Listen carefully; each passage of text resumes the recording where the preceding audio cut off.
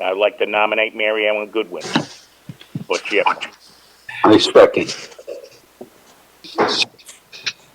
Any other nominations? Is there any other nomination? No.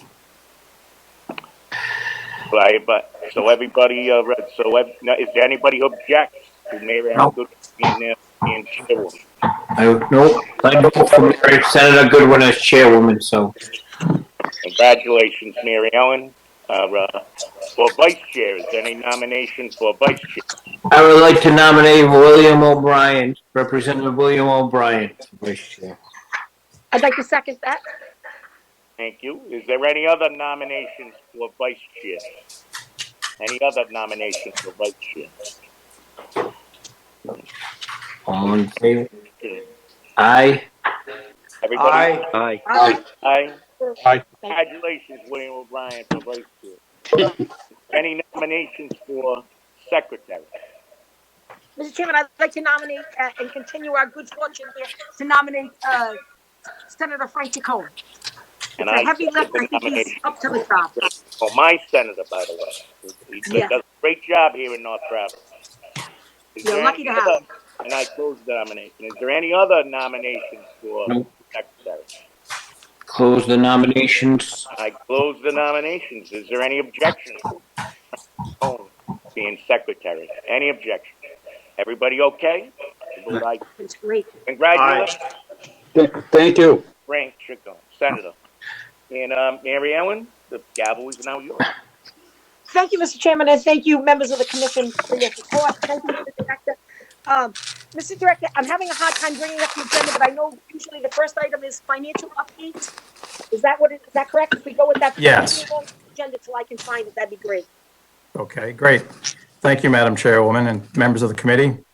Thanks for your time today, and I hope everyone's well, and I'm looking forward to resuming these meetings in person soon.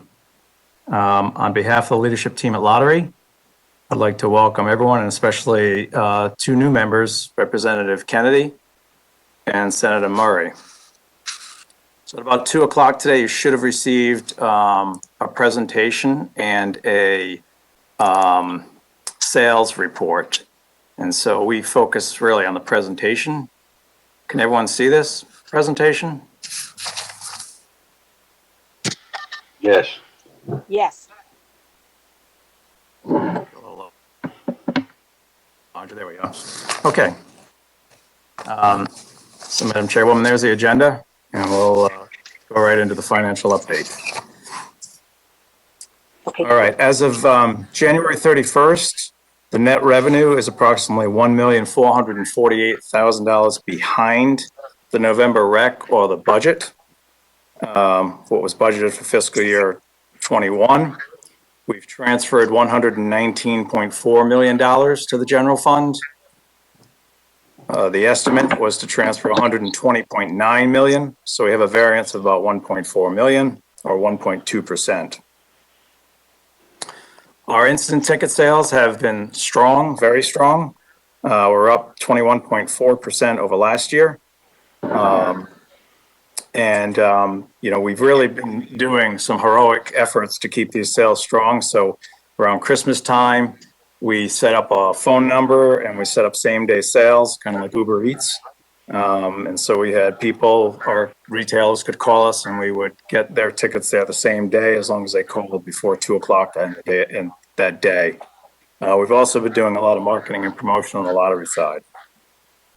Mega Millions sales were strong. We had a jackpot of $1 billion on January 22nd.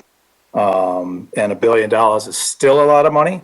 And so that generated a lot of sales. And also we had to do the same thing during the Mega Millions and Powerball jackpots. We had a number that people could call or retailers could call, and we would guarantee same day delivery of supplies because our retailers were running out of supplies where they're printing tickets as fast as they could. Powerball had a jackpot of $731 million on January 20th. So Powerball is also up by 18.23% on a year-to-date basis. The current jackpot is $90 million. Lucky for Life sales are down by 5% over last year. Keno sales are behind by 8.6% over last year. And the Keno sales, it's somewhat due to venues being closed, people not spending time in retailers where the Keno monitors are, or social clubs and bars. So that's driving our Keno sales down. On Wild Money, we continue to hold a positive variance. We're up 122%. And this is due to us moving to a daily draw on July 12th.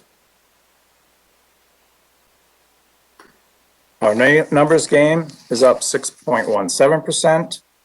And as we move and look at the casino revenues, NTI, this is the wagers less the payout from VLTs. We're behind 44.46% at Twin River, and we're behind 33.69% at Tiverton. So if you look at it on a combined basis, weighted for dollars, we're behind 42.2% on a year-to-date basis through January. On table games at Twin River and combined with Tiverton, we're behind 48.1 or 48.1% from last year. All our table games are open except for poker, albeit at reduced capacity.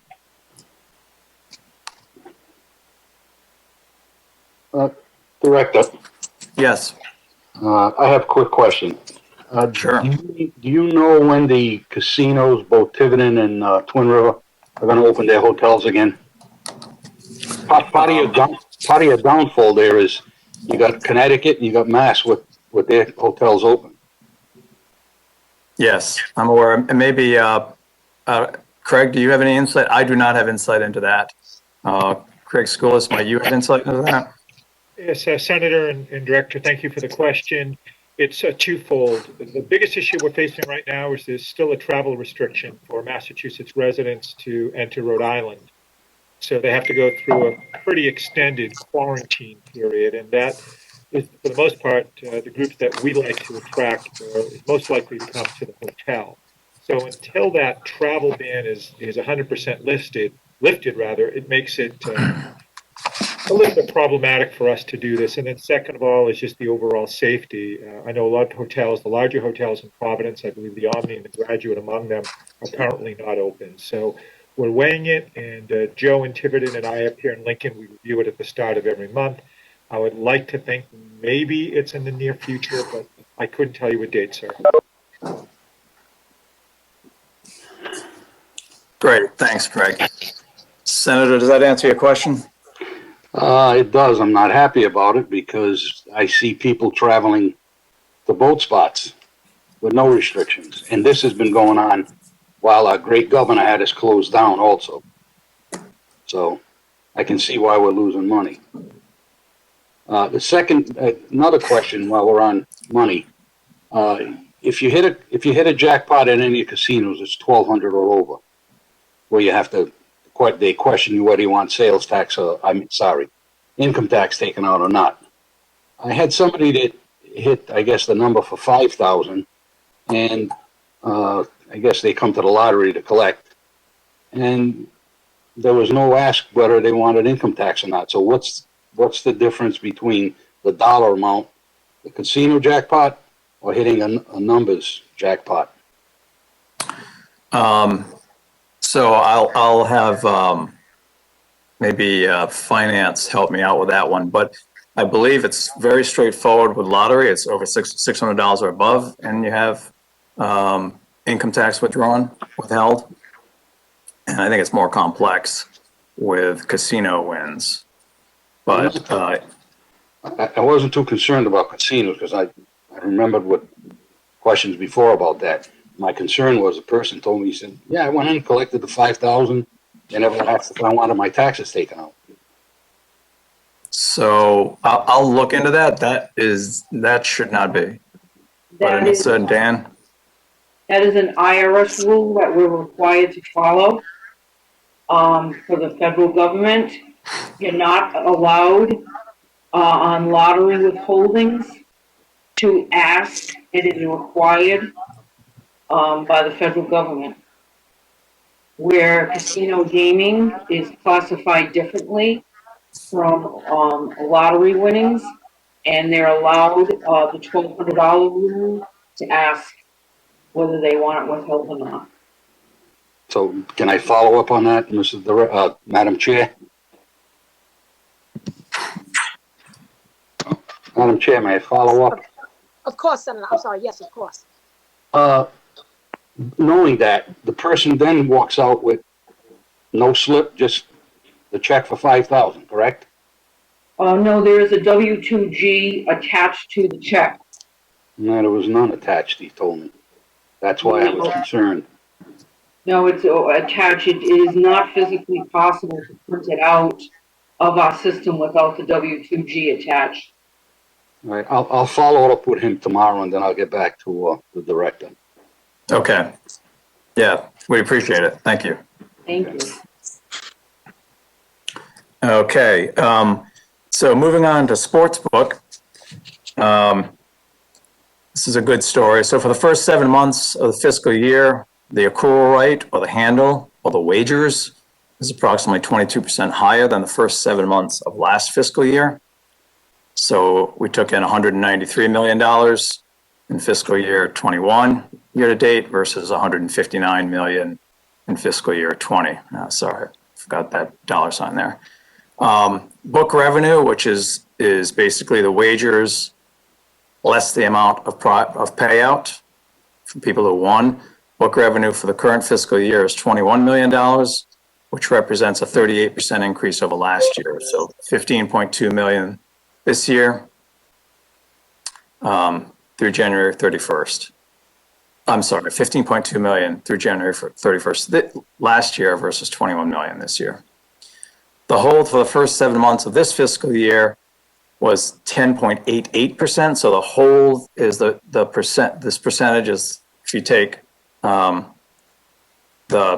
wagers less the prizes, that's the hold. You put that number divided by the wagers, and you get this percent. So it's 10.88% compared to 9.59%. So we had a higher hold, and really this is a great hold for the industry. You know, this industry would typically be at 5.5 to maybe 6.25%. So we're doing really well on the sports book. As far as January goes, the accrual rate of $39.8 million was the highest rate of any month so far. Second highest would be $35.1 million, which we achieved in November of last year. The book revenue was $3.7 million, which is 14% higher than January of 2020.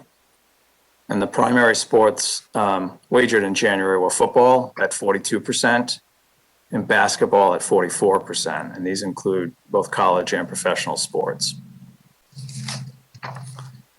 As far as the football season wrap-up goes, total wagering on pro football was 13% higher this season than it was last season, even though we did have the casinos closed for 3 weeks, of the season. Book revenue related to pro football was 2% higher than it was last year. So 6.67% this year compared to 6.55 million last year.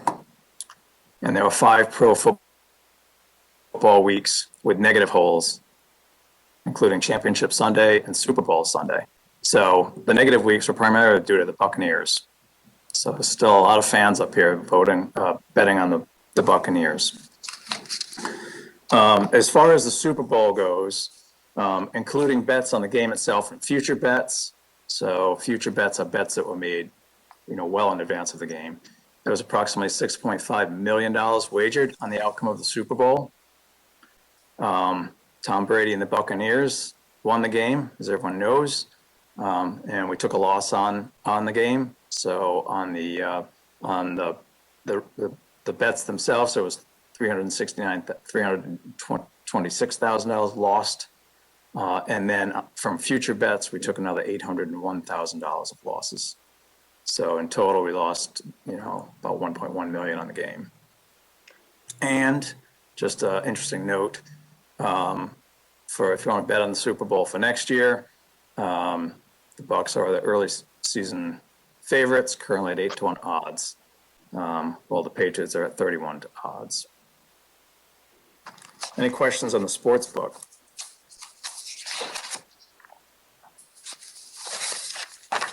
Okay.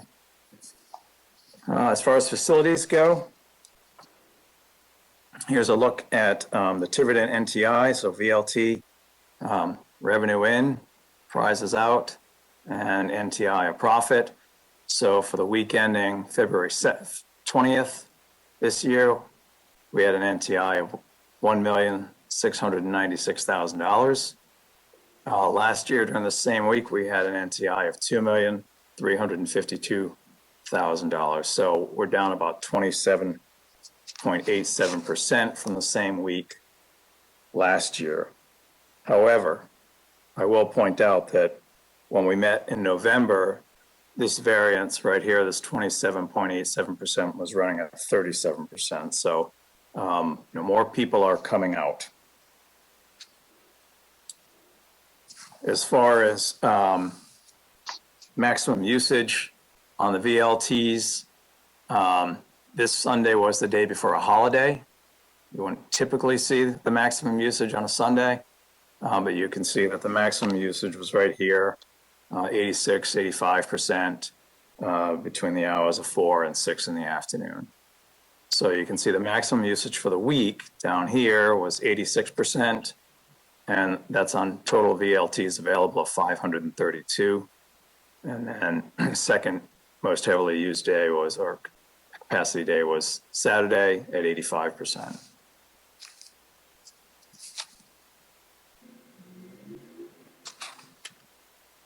If we look over at Twin River, same type of format. So Valentine's Day, Sunday, cash in, cash out, NTI. So we had total NTI of $4,992,000 for the week.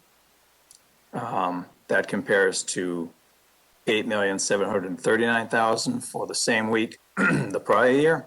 So we're about 42.87% behind the same week last year. And again, when we met in November, this negative 42% was negative 51%, so we're heading in the right direction.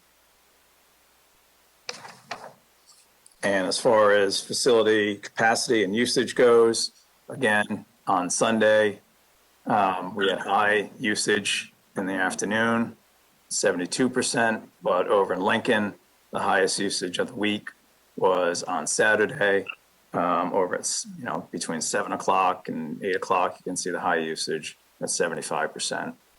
And we have 2,292 machines available over in Lincoln. I'll turn it over to Craig Schoolis, so I'll give any commentary that he would like on the Lincoln facility. It's good afternoon, everyone. Again, Mr. Director, thank you for the handoff. A couple items to put into context. The January numbers are pretty remarkable. We went the first 29 days of the month with curfew in place, 10 p.m. weekdays, 10:30 Fridays and Saturdays, and then we did not switch to 24/7 operation, slots only, until January 30th. On January 30th, for the COVID era, we set a record for daily slot coin in, slot win, highest table game win, restaurant covers and revenue and good, as well as our Longo's meatball and martinis. So the second that curfew was lifted, our business started to come back literally on the 30th of January. Table games did not move to the 24/7 schedule until February 4th, and the reason is it just takes a little bit longer to staff up and put everything back into place. But we are seeing, as the director noted, positive trends in slot revenue, the overall GGR, as well as slot win. Table games following nicely in place. And again, we still have this restriction in Massachusetts that impacts our business. The Lincoln property draws a tremendous amount of our better players from Massachusetts, and that travel restriction that Mass still has imposed upon Rhode Island, vice versa, I guess, is it proves to be a little bit problematic, particularly with Connecticut being tribal, operating with far fewer restrictions, and Plainridge and Encore, two main competitors in Mass plus Springfield, having similar restrictions, but probably a little bit less as far as the entry and exit properties, entering and exiting the properties go. But I think the message so far for February has been, if we can keep the weather away from us, business has been very solid. And again, we're only operating with a maximum of 2,292 slot machines on the weekends, and then we're back down probably closer to about a 1,700 number, I believe, is pretty much where we've been running for the weekdays. And again, that's because of the COVID restrictions. So we're doing the very best we can. We're staying in touch with our customers, still relying on good guest service, still attempting to promote the property the right way, but we have to do this in a thoughtful, respectful, and safe way. Thank you. Any questions of Craig, of the commission members? Thank you, Craig.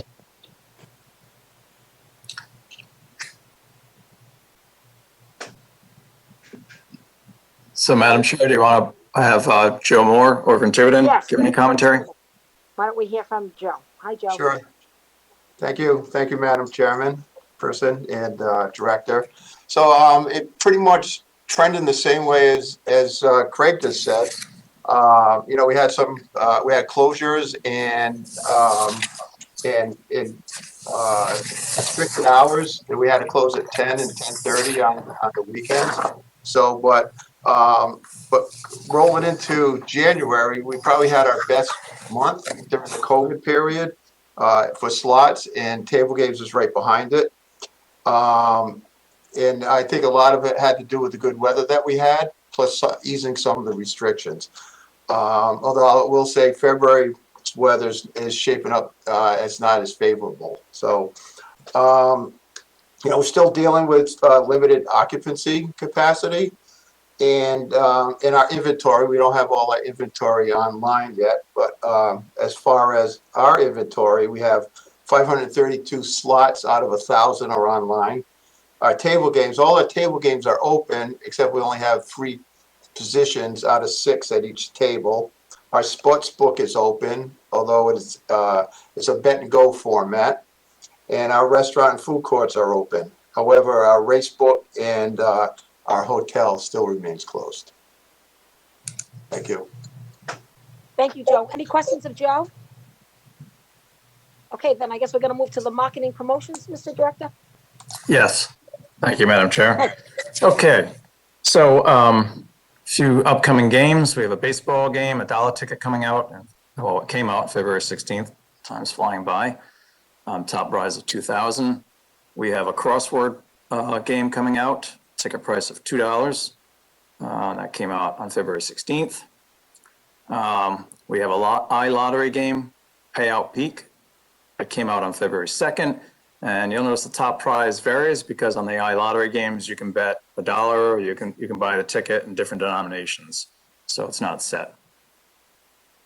We also have a quick pay iLottery game that came out this month. So certainly the game designers and the marketing folks have been busy, as you can see. We have an iLottery promotion or President's Day promotion that was on. So every Keno, an e-instant wager, e-instant ticket made for the week of President's Week, February 12th through the 21st, was entered into a $50 iLottery bonus drawing, and we drew 46 winners, or we will draw 46 winners on February 24th. And then we had a second chance promotion on Lucky for Life. So any Lucky for Life tickets purchased between February 9th through March 25th will include a second chance code for players to go online and enter to win $1,000. And we'll draw 21 winners on March 30th. So it keeps things active, it keeps people engaged, and these are a good way to build product loyalty. Madam Chair, Okay. I had a question regarding that Crosswords 38. Is Yes. that 38th version of this that you had, or is this being co-sponsored by Kurt Schilling? I'm a little concerned at 38. Crap, your first day on the job, don't say that. I think it's probably neither.